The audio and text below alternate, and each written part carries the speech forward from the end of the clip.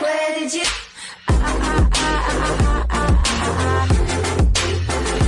Anything you want.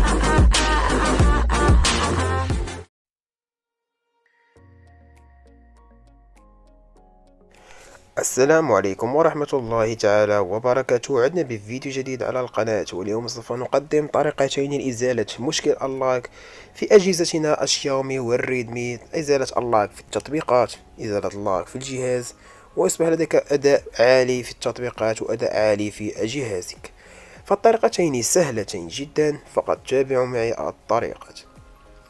أول طريقة هي كالآتي: تختار أي تطبيق في جهازك، هنا مثلا التيك توك، ضغطة مطولة، اضغط هنا، تنزل إلى الأسفل إلى الأسفل إلى هذا الخيار. هذا الخيار سوف تجد أنت مفعل على هذا المكان، يعني توفير البطارية. إذا كان هناك توفير البطارية فأكيد هناك بطء في التطبيق وبطء في تشغيل الجهاز، يعني لن يشتغل بكفاءة عالية من أجل توفير البطارية. إذا أردت أداء عالي جدا فاضغط على هذه الأيقونة، سوف يصبح التطبيق يشتغل بطريقة قوية جدا والهاتف لن يعلق معك. هذه الطريقة يعني جربها مع كل التطبيقات التي هنا. مثلا تطبيق ببجي موبايل، ضغطة مطولة، اضغط للأسفل، اضغط هنا، سوف تجد على هذا الخيار خيار توفير البطارية، توفير حجم البطارية وتقليل أداء الجهاز. اضغط هنا وسوف تشتغل معك ببجي موبايل بدون أي مشاكل، وخصوصا أصحاب الأجهزة الضعيفة.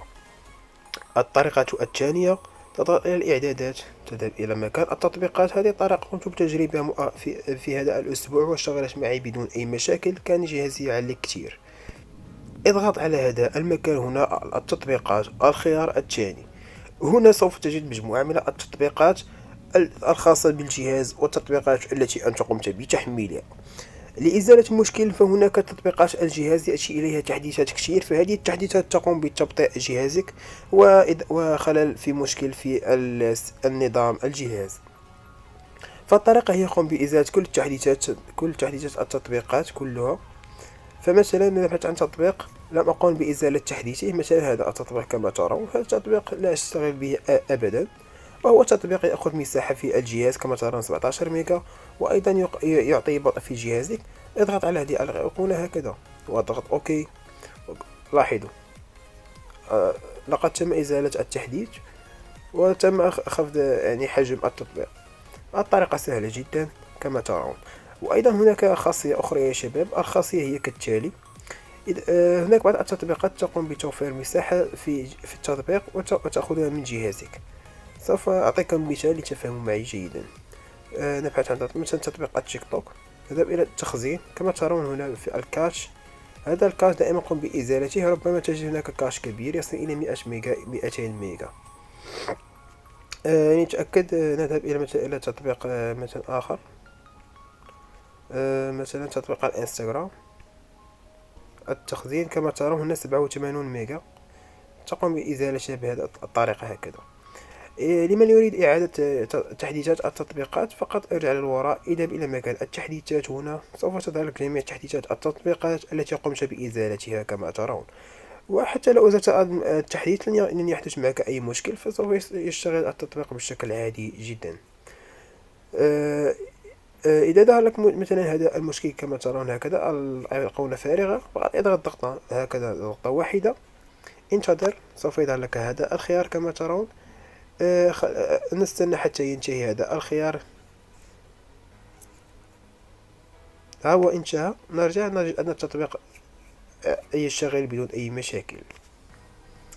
كانت هذه هي خياراتنا يا شباب التي كنا نتحدث عنها كما ترون، وهكذا إن شاء الله سوف يشتغل معك الجهاز بدون أي مشاكل، والتطبيقات لن تجد فيها أي مشكل كما ترون. هذه هي الطريقة سهلة وبسيطة جدا، فقط ابحث أي تطبيق، قم بإزالة تحديثاته التي هنا. مثلا هنا كما ترون في هنا تحديث في الجوجل، نقوم بإزالته.